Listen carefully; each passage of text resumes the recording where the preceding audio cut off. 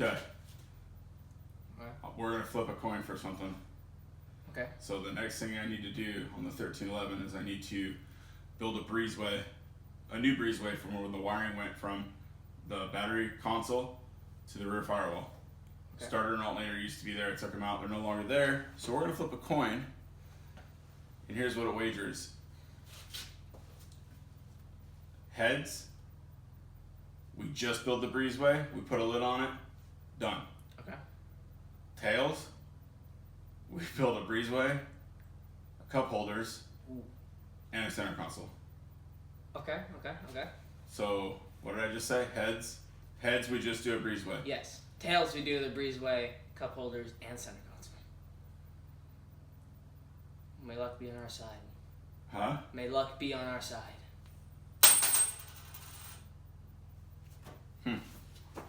What is it? What is that? 0 fucks. So I get to choose, and we're gonna build it all. Let's get started. Welcome back, ladies and gentlemen. As you've seen in the last video, we got the transmission cooler in.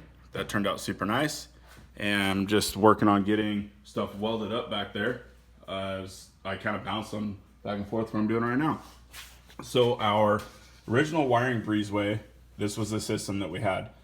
Comms wires, fuel pump wires, everything that goes to the back, GPS stuff, all went through there. It had a lid on it. But it kind of snaked around right here. And Matt never liked that. So I talked to him this morning and said, hey, I think I got a different idea. And we agreed on what we wanted to do. Plus the starter and alternator is no longer, the spare starter and alternator are no longer in between the seats. They're going in different locations. So that freed up more room. Anyway, I'm going to build something new. All right, we're jumping in this thing and getting started. So in this video, I'm just going to wing it. I'm watching the video and I'm just going to do this voiceover and just see what happens. Because honestly, I want to get the video out and it's super stormy and the power's going to go out. So basically, this lower tray that I'm working on here, all the wiring's going to run through that. And what I was just showing is got to make a bracket, bolts on there. And that's what this piece right here is. So I cut that out on the Torchmate. I'm going to TIG weld it on and then bolt it back in, and then we got to come up with a way to run the wires through it.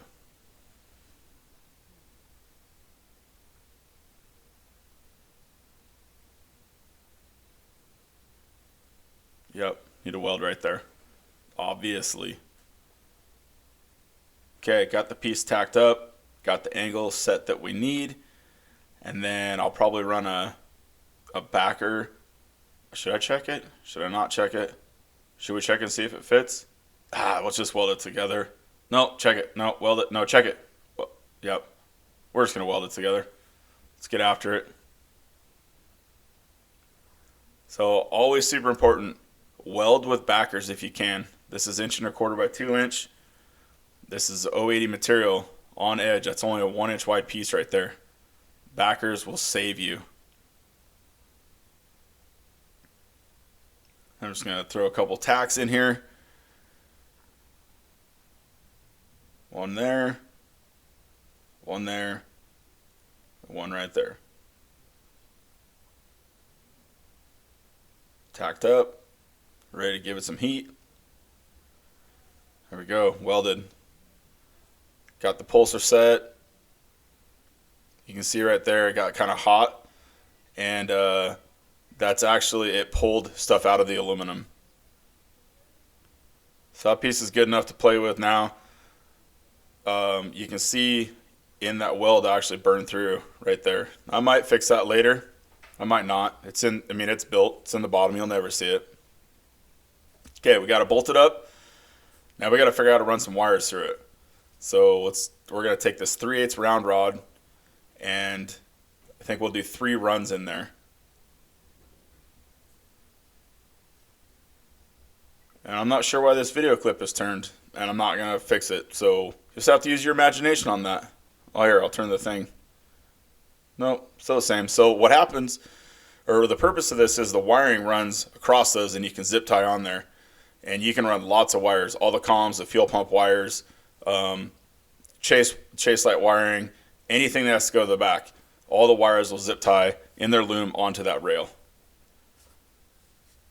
Okay, so that center console deal with the on-off switch and the battery lugs, and that's the original one I built a long time ago, and I want to keep it.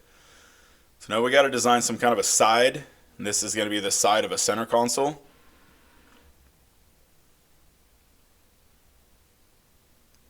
So the top will sit kind of flat, and then we're going to break it down in for a cup holders. So now we have our first piece.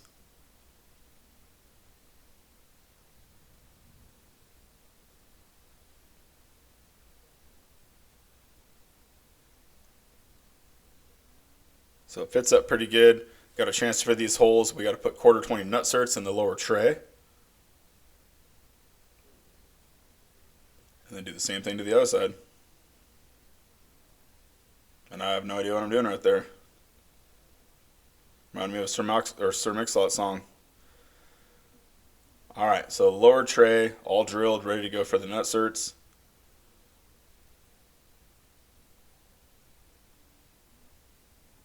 And there's the nutserts, 1/4 20. Everything used to be 1024 and 1032 in this rig. I'm changing everything to 1/4 20s.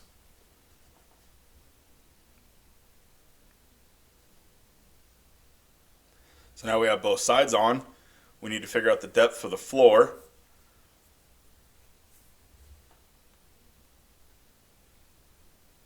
That looks like a good spot right there.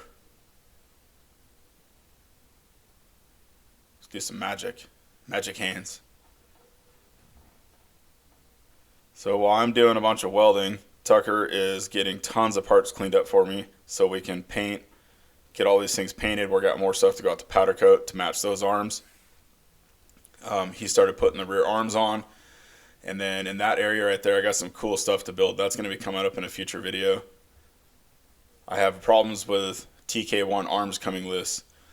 All right, the girls are back from Big 5. Came up with this idea. I wanted 2 squirt bottles in the center console instead of water bottles. So we got to figure out how to get those fitting in there and not moving around.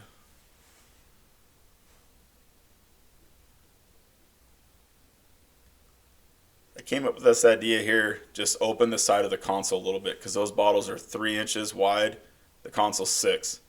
So you can do the math there. So if you follow that little drawing, that's basically just the floor. It's going to be 2 90-degree bends. The water bottles will sit down and low, and then we have a place to store snacks, as Eric would say. And all this stuff fit up really nice. I'm happy with how it turned out. Then I got sidetracked. I was waiting for something to cool off, so I started working on our stainless steel driveline mounts that I actually cracked these and broke them and didn't know that. Okay, this is cooled off enough. Now we can get back to working on this.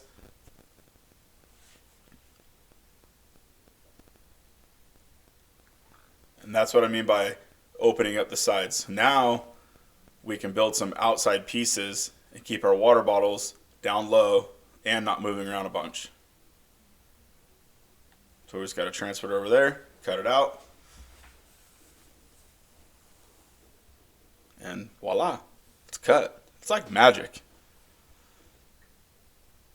So now we're going to work on the top piece.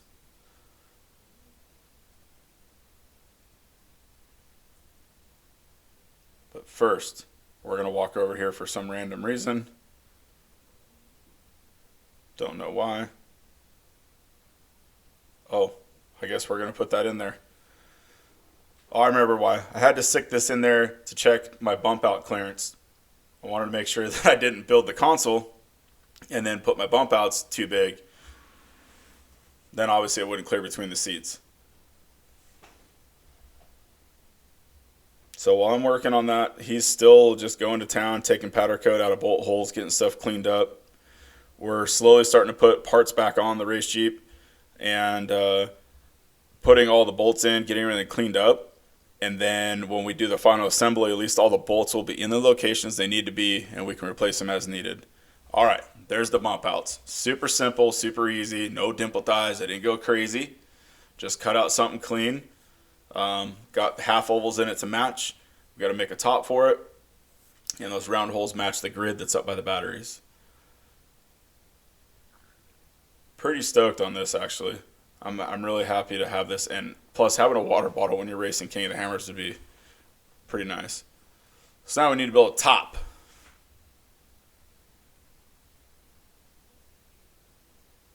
And I wouldn't say lazy, more or less careful with that piece there. So instead of drawing it all out to hit everywhere, I just made it generic and then traced it. Cut it with a skinny wheel. It was a long day working on this project, and just you get to a point where sometimes you just got to go back to basic, and Sharpie and a cutoff wheel, you can get a lot done that way. So we got to weld this up. Now we got to be super careful. That's like a 1/4 inch wide. Yeah, fingers crossed, let's not ruin this. All right, first weld in, and you got to weld this at super low amps. So here's the hinge. Got to figure out which way to put this in. Hopefully not put it in backwards. That would always suck, and it does suck. So I guess I figured out the right way to put it in. Just basically simply welded it to the back, and then we'll weld the back of that into the back of the console. Again, using those blockers, those heat sinks, huge when you're working on thin aluminum. So the hinge has plenty of travel, and it's not going to open very far anyway because there's a pumper in there. So let's build a top.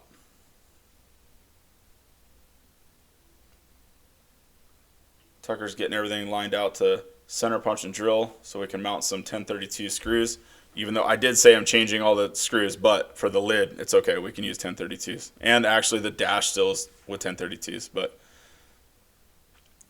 I think I was waving over that because I screwed it up. That top actually went in the garbage because it was supposed to be like 6 9/16. I ended up 9 9/16. So here's the actual real one. We'll clamp this thing down and give it the bends. That Grizzly brake is a time-saving fool. God, you can make cool stuff with that brake. Again, 080 material here. Super tight brake. Bend radius is almost as tight as you can make it go.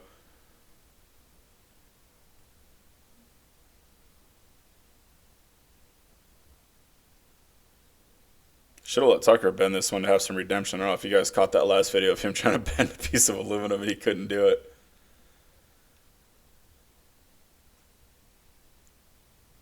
Well, we got lucky. Fit. So now we got to square everything up, get some holes drilled in that thing, get it mounted. Yeah, buddy.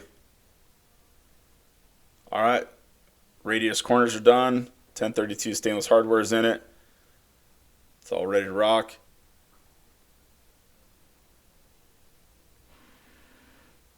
Here's putting that together.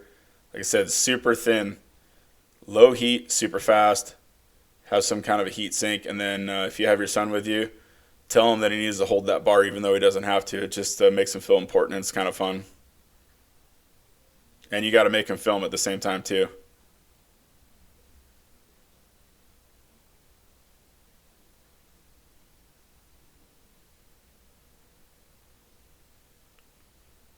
Okay, now we got to build a piece that heads over the battery charge area. So inside that console right there, the positive and negative, those are the, oh, I take that back. I already built it. I got ahead of myself. Would you look at that? Look, I was thinking ahead.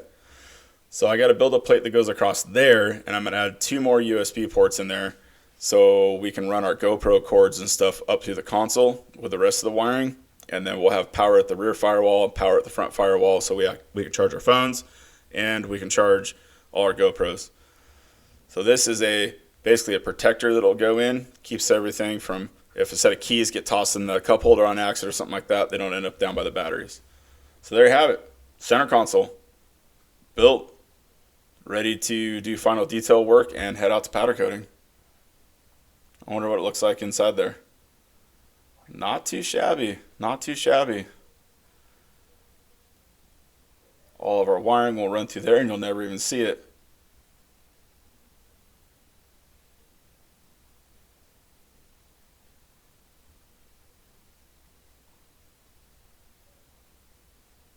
And you can see where it enters in the front. Good to go.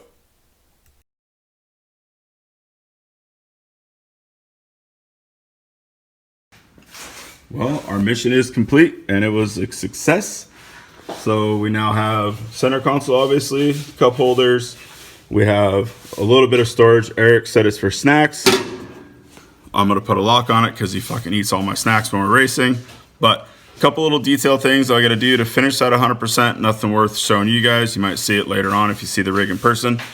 And then we're going to start bolting stuff up in the back. I finished welded the back of it today. I got the stainless steel stuff. Yeah, lots of cool stuff going on. So I also wanted to remind everybody that we're when you're buying merch up until March 19th at stainlessbrain.com, that we're going to be taking old pieces of this thing, signing it, and randomly giving it away. I don't want to scrap it. It's got a lot of stuff, so somebody's going to get some of it.